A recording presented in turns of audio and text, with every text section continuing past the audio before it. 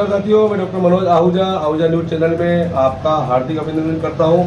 Ahuja news bulletin देखने से पहले हम आपको बता दें, हमारा न्यूज चैनल कोई प्रोफेशनल चैनल नहीं है। हमारे से जो लोग जुड़े हुए हैं, जो हमारे सब्सक्राइबर्स हैं, उनकी खबरों प्राथमिकता से दिखाना हमारा पहला उद्देश्य है। इसके साथ ही हम लीगल अपडेट दिखाते हैं। इसके अलावा मसूदा विधानसभा से जुड़ी हुई खबरें दिखाना भी हमारी प्राथमिकता में शामिल है। कहीं भी किसी के साथ अन्याय हो रहा हो, किसी के साथ अत्याचार हो रहा हो, वो यदि हमारे पास खबर भेजते हैं तो हम उस खबर को प्रॉपर मंच तक पहुंचाते हैं, उसकी आवाज बनने की कोशिश करते हैं। हमारा न्यूज चैनल ऐसे कई लोगों को उनकी समस्याओं को निवारण कर चुका है। आज फिर हम आपके पास महत्वपूर्ण खबरें लेकर के आ रहे हैं। और अगर आपने हमारे न्यूज चैनल को सब्सक्राइब नहीं किया है तो आइए, आप भी हमारे परिवार के सदस्य बनिए, हमारे न्यूज चैनल से जुड़िए। आपकी खबरें भी दिखाना हमारी प्राथमिकता है। आइए आज की विशेष खबरें देखें। अपर मुख्य न्यायिक मजिस्ट्रेट संख्या 2 ने आज राजस्थान उच्च न्यायालय द्वारा पारित आदेश की पालना करने पर मरे हुए व्यक्ति के नाम से बीमा करवाकर उसका फर्जी क्लेम आवेदन पेश करने के आरोपियों देवलिया कलां निवासी रामदेव पुत्र रामचंद्र व सुनील पुत्र रामदेव को जमानत पर रिहा करने के आदेश पारित किए हैं। आरोपीगण के अधिवक्ता डॉक्टर मनोज आहूजा ने बताया कि आरोपीगण के खिलाफ पीएनबी मेटलाइफ इंश्योरेंस कंपनी के अधिकारी मनीष राज ने पुलिस थाना भिनाई में रिपोर्ट दर्ज करवाई कि उनकी कंपनी के एजेंट हेमंत कुमार जैन पुत्र रूपचंद जैन ने आरोपी रामदेव से मिली भगत कर दिनांक 31 मार्च 2019 को कैलाश नायक नाम के व्यक्ति की 15,45,000 रुपये राशि की बीमा पॉलिसी प्राप्त की। 16 सितंबर 2019 को उक्त कैलाश के नॉमिनी रामदेव ने मृत्यु प्रमाण पत्र के साथ क्लेम राशि प्राप्त करने का आवेदन प्रस्तुत किया, जिसकी जांच करने पर जानकारी मिली कि उक्त कैलाश नाम के व्यक्ति की 20 नवंबर 2018 को तालाब में डूबकर मरने से मृत्यु हो चुकी थी, जिसका हवाला प्रथम सूचना रिपोर्ट संख्या 112/19 में भी दिया हुआ है। इस प्रकार आरोपी रामदेव नायक व हेमंत जैन ने मरे हुए व्यक्ति के नाम से फर्जी एवं कुटर्चित दस्तावेजों के आधार पर पॉलिसी जारी करवाकर कंपनी के साथ धोखाधड़ी करने की नीयत से कुटर्चित मृत्यु प्रमाण पत्र जारी करवाकर कंपनी के समक्ष क्लेम आवेदन प्रस्तुत किया। उक्त रिपोर्ट पर पुलिस थाना भिनाई ने अनुसंधान कर आरोपियों को गिरफ्तार कर न्यायालय में पेश किया गया। आरोपीगण की ओर से अधिवक्ता डॉक्टर मनोज आहूजा भेरू सिंह राठौर ने आवेदन पेश कर तर्क दिया कि आरोपीगण अनपढ़ व्यक्ति हैं, जिन्होंने बीमा कंपनी के एजेंट हेमंत जैन, जो अब एडवोकेट है, के बहकावे में आकर बीमा पॉलिसी जारी करवाई थी, जिस पर हस्ताक्षर व मृत्यु प्रमाण पत्र जारी करवाने का काम भी उक्त हेमंत जैन द्वारा ही किया गया था। आरोपीगण को कोई राशि प्राप्त नहीं हुई है तथा पुलिस को कोई बरामदगी नहीं करनी है एवं अन्वीक्षा में लंबा समय लगने की संभावना है। आदि तर्कों से सहमत होने पर आरोपीगण को 50,000 रुपये के निजी मुचलके व 25,000 रुपये की 2 जमानतें प्रस्तुत करने पर रिहाई आदेश जारी करने के आदेश दिए गए, जिसकी पालना में आज आरोपीगण को रिहा किया गया। आज माननीय राजस्थान उच्च न्यायालय के आदेश की पालना में सुनील पुत्र रामदेव जाति नायक और रामदेव पुत्र चंद्र नायक निवासी देवलिया कला को जमानत पर रिहा करने के आदेश हुए हैं। इस मामले में इनके ऊपर आरोप ये था कि बीमा कंपनी की ओर से ये रिपोर्ट दर्ज करवाई गई थी कि इन्होंने जिस व्यक्ति की मृत्यु हो चुकी थी उस व्यक्ति के नाम बीमा करवा करके और नया उसका मृत्यु प्रमाण पत्र बनवा करके उसका इंश्योरेंस लेने के लिए बीमा कंपनी के समक्ष आवेदन प्रस्तुत किया। जो जांच के बाद ये तथ्य निकल कर आया कि जिस व्यक्ति का बीमा किया गया था उसकी डेथ पहले हो चुकी थी और बाद में जो मृत्यु प्रमाण पत्र और दस्तावेज पेश किए गए वो उनकी कोर्ट रचना की गई। इस प्रकार का आरोप लगाते हुए बीमा कंपनी का एजेंट हेमंत जैन और जो जिसके नाम ये रामदेव, दोनों के खिलाफ एफआईआर दर्ज कराई गई थी। लेकिन मीनवाइल पुलिस ने रामदेव और सुनील को आरोपी मान करके न्यायालय में पेश किया था और आज उसकी जमानत का आदेश होने के पश्चात दोनों को छुड़ाया।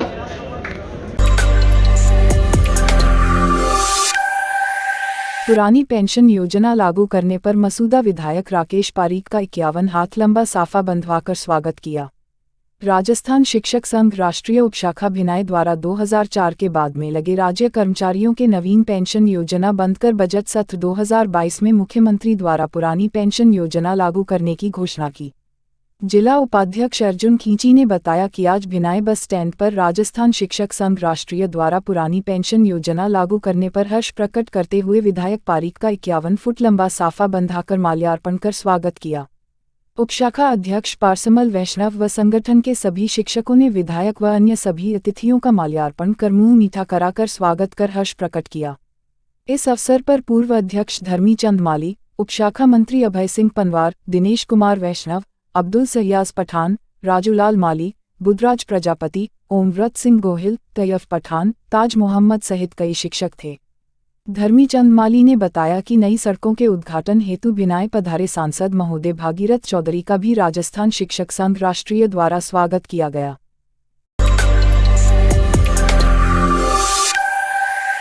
दयानंद महाविद्यालय अजमेर में आज राष्ट्रीय विज्ञान दिवस के रूप में मनाया गया। यह दिवस भारतीय वैज्ञानिक डॉक्टर सीवी रमन द्वारा खोजे गए रमन प्रभाव के सम्मान में मनाए जाने वाले दिवस के रूप में मनाया जाता है।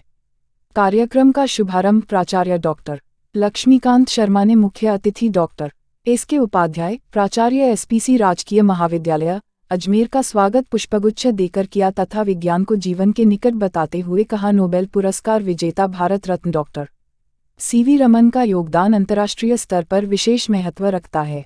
विज्ञान स्नातकोत्तर भौतिक विज्ञान के छात्र संजीव टेलर ने डॉक्टर सीवी रमन के जीवन पर पावर प्वाइंट प्रस्तुति देकर तथ्यों पर प्रकाश डाला। मुख्य अतिथि डॉक्टर एसके उपाध्याय ने कार्यक्रम को संबोधित करते हुए कहा कि जीवन के किसी भी पक्ष पर प्रश्न करना विज्ञान ही सिखाता है और विज्ञान ही उनका हल ढूंढता है। उन्होंने दैनिक जीवन में प्रयोग होने वाले भौतिक विज्ञान के कई नियम बताए और कहा कि सामान्य जीवन में उठना, बैठना, सोना, खड़े होना सबके पीछे फिजिक्स है। उन्होंने प्राचार्य डॉक्टर लक्ष्मीकांत शर्मा का धन्यवाद ज्ञापित किया।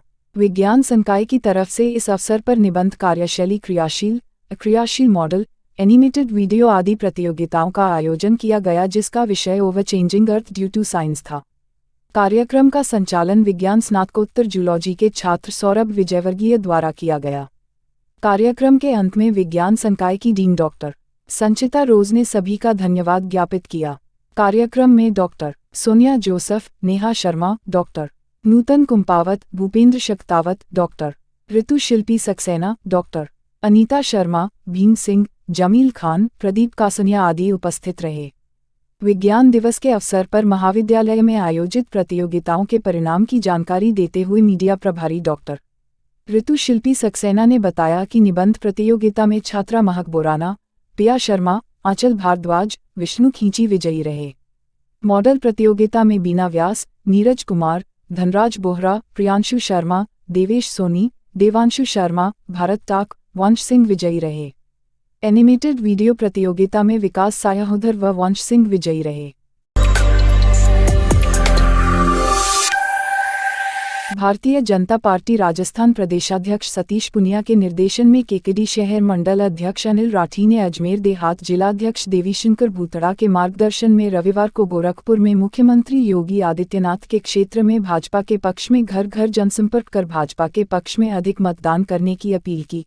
इस मौके पर मंडल अध्यक्ष अनिल राठी के साथ स्थानीय कार्यकर्ताओं सहित दिल्ली, मध्य प्रदेश से आए कई महिला पुरुष कार्यकर्ता साथ थे, जिन्होंने घर घर जाकर श्रेष्ठ उत्तर प्रदेश, सुरक्षित उत्तर प्रदेश, विकसित उत्तर प्रदेश व शक्तिशाली भारत, श्रेष्ठ भारत के लिए भारतीय जनता पार्टी के पक्ष में मतदान करने का आह्वान किया तथा कहा कि 10 मार्च को उत्तर प्रदेश में भारतीय जनता पार्टी की पूर्ण बहुमत से महंत योगी आदित्यनाथ के नेतृत्व में सरकार बनेगी व उत्तर प्रदेश को पुनः श्रेष्ठतम राज्य के रूप में स्थापित करेंगे।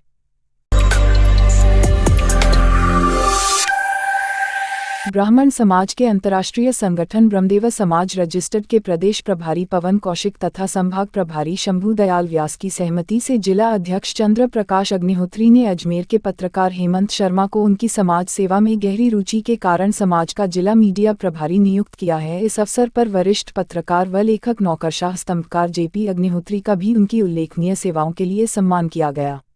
विशेषकर इनके आर्टिकल जो राज कर्मचारी अधिकारियों से संबंधित पेंशन और वेतन विसंगतियों में थे, जिन पर कि राजस्थान सरकार द्वारा तत्काल निर्णय लेते हुए पेंशन और विसंगतियों को दूर करने हेतु कदम उठाया, वह सराहनीय था। उसी को मद्देनजर रखते हुए उनका तहे दिल से कर्मचारी अधिकारियों के द्वारा सम्मान प्रदान किया गया। सभी पदाधिकारियों ने विप्र हितों के लिए राज्य सरकार की संवेदनशीलता पर हर्ष जताया और आभार व्यक्त किया।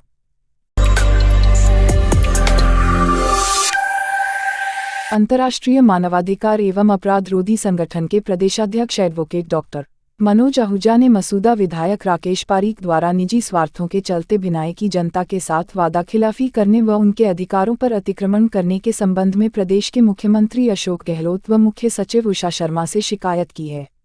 शिकायतकर्ता डॉक्टर मनोज आहूजा ने बताया कि 2 साल पहले की बजट घोषणा में माननीय मुख्यमंत्री महोदय ने भिनाई की जनता को राजकीय महाविद्यालय की सौगात दी थी, जिसकी आज तक क्रियान्विति नहीं की गई है।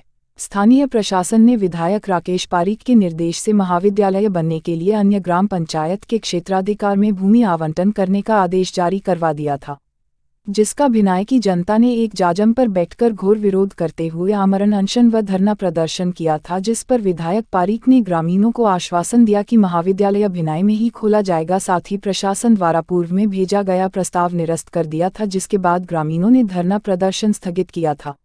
लेकिन 1.5 साल बाद जिला प्रशासन ने पुनः महाविद्यालय खोलने के लिए अन्य ग्राम में सहमति जारी की है, जिसको लेकर कल भी भिनाई के नागरिकों ने ग्राम विकास मंच के बैनर तले तथा भाजपा नेता सुभाष वर्मा ने मीटिंग के दौरान लोकसभा सांसद की उपस्थिति में स्थानीय विद्यालय राकेश पारीक पर वादाखिलाफी का आरोप लगाते हुए ज्ञापन प्रस्तुत किया था। एडवोकेट आहूजा ने राज्य के मुख्यमंत्री गहलोत व मुख्य सचिव को पत्र लिखकर महाविद्यालय को भिनाई में ही खोले जाने की मांग की है। ज्ञापन में उन्होंने स्पष्ट तौर पर उल्लेखित किया है कि भिनाई में खसरा नंबर 1323 व 1325 में सरकारी भूमि स्थित है, जो रिकॉर्ड में पशुपालन विभाग के नाम दर्ज है, जिसको 1.5 साल बाद भी विभाग द्वारा महाविद्यालय को आवंटित नहीं किया गया है और स्थानीय प्रशासन ने अन्य ग्राम पंचायत की सरहद में महाविद्यालय खोलने की अनुमति दे दी है, जो गलत है। आहूजा ने बताया कि पशुपालन विभाग में करीब 500 लोगों के अंगूठे लगी हुई झूठी शिकायत कर रखी है कि उक्त भूमि को महाविद्यालय हेतु आवंटित नहीं की जाए, जबकि पूरा गांव महाविद्यालय इसी भूमि पर खुलवाना चाहता है। एडवोकेट डॉक्टर आहूजा ने माननीय मुख्यमंत्री महोदय से निवेदन किया है कि वो पशुपालन विभाग को निर्देशित करते हुए उक्त भूमि पर महाविद्यालय बनाए जाने के संबंध में निर्देश जारी कर भिनाई को दी जाने वाली सौगात का फायदा भिनाई की जनता को ही दिलाने की कृपा करावें। प्रदेशाध्यक्ष डॉक्टर आहूजा ने शिकायत की प्रति वास्ते सूचनार्थ कृषि मंत्री लालचंद कटारिया, संभागीय आयुक्त महोदय तथा जिलाधीश महोदय को भी दी है।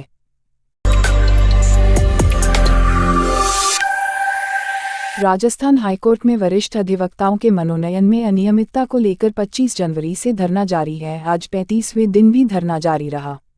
वकीलों ने निर्णय लिया कि मुख्य न्यायाधीश 6 मार्च को सेवानिवृत्त होंगे। उनके विदाई समारोह का बहिष्कार 5 मार्च को जोधपुर में किया जाएगा, क्योंकि 5 मार्च उनका अंतिम कार्य दिवस है। इसलिए जयपुर से एक शिष्टमंडल 5 अधिवक्ताओं का जोधपुर जाएगा और विदाई समारोह का बहिष्कार करेगा, क्योंकि अपने 6 माह के कार्यकाल में उन्होंने वरिष्ठ वकीलों का अपमान किया है और हाईकोर्ट बार एसोसिएशन के अध्यक्ष सहित 8-10 वरिष्ठ अधिवक्ताओं को मुख्य न्यायाधीश महोदय ने बुलाया था और उनसे बातचीत के पश्चात यह कहा था कि प्रकरण को पूर्ण पीठ के समक्ष रखेंगे, लेकिन अभी तक उन्होंने पूर्ण पीठ के समक्ष नहीं रखा है और वकीलों को गुमराह किया है। उनकी इतनी हठधर्मिता है कि 35 दिन गुजर जाने के बाद भी मुख्य न्यायाधीश महोदय ने आंदोलनकारी वरिष्ठ अधिवक्ताओं से कोई वार्ता नहीं की है। इस प्रकार शांतिपूर्ण तरीके से आंदोलन कर रहे वरिष्ठ अधिवक्ताओं का अपमान कर रहे हैं। महाधिवक्ता को लाखों रुपए की फीस दी जा रही है और कोई पूछने वाला नहीं है। विपक्षी दल राजस्थान सरकार से नहीं पूछते हैं कि सरकार इतनी मोटी क्यों दे रही है, सरकार की क्या मजबूरी है। आज तक के इतिहास में इतनी फीस किसी भी महाधिवक्ता को नहीं दी गई। मुख्य न्यायाधीश का विरोध बढ़ता जा रहा है, विरोध बढ़ता जा रहा है और वकीलों का जोश बढ़ता जा रहा है। अब महिलाएं भी आंदोलन में आने लगी है।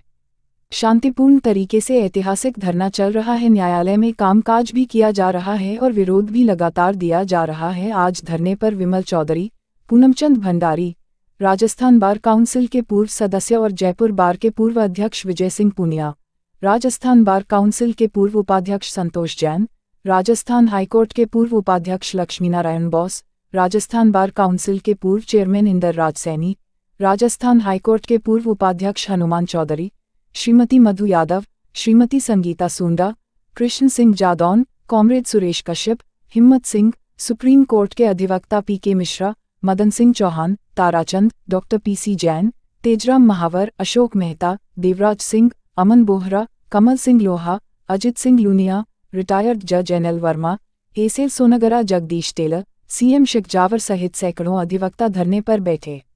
अधिवक्तागण का हस्ताक्षर अभियान जारी है। वकीलों ने कहा, वरिष्ठ अधिवक्ताओं का अपमान नहीं सहेंगे।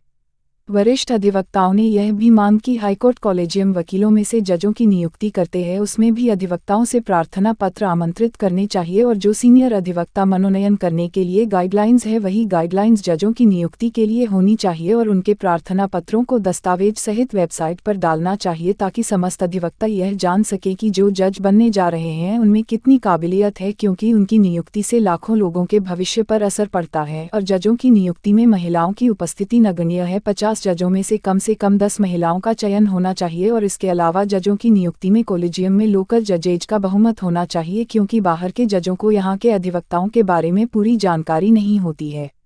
वर्तमान समय में मुख्य न्यायाधीश महोदय और वरिष्ठतम जज MM श्रीवास्तव जी हैं, इसलिए कॉलेजियम में 5 जज होने चाहिए और बाहर से जब आते हैं तो कॉलेजियम जल्दी नहीं होना चाहिए, उन्हें कम से कम 6 महीने तक विभिन्न रोस्टर में बैठकर वकीलों की बहस सुनकर चयन करना चाहिए। इसके अलावा वकीलों में इस बात का भी रोष है कि 26 वरिष्ठ अधिवक्ताओं का मनोनयन किया गया है, उसमें सिर्फ एक महिला अधिवक्ता का मनोनयन हुआ है और एक महिला अधिवक्ता जिसका नाम कॉलेजियम ने सुप्रीम कोर्ट के लिए भेजा था, उनको भी वरिष्ठ वकीलों के मनोनयन में चयनित नहीं किया गया है तथा SC ST और OBC की अधिवक्ताओं के नाम भी नज़रअंदाज किए गए हैं।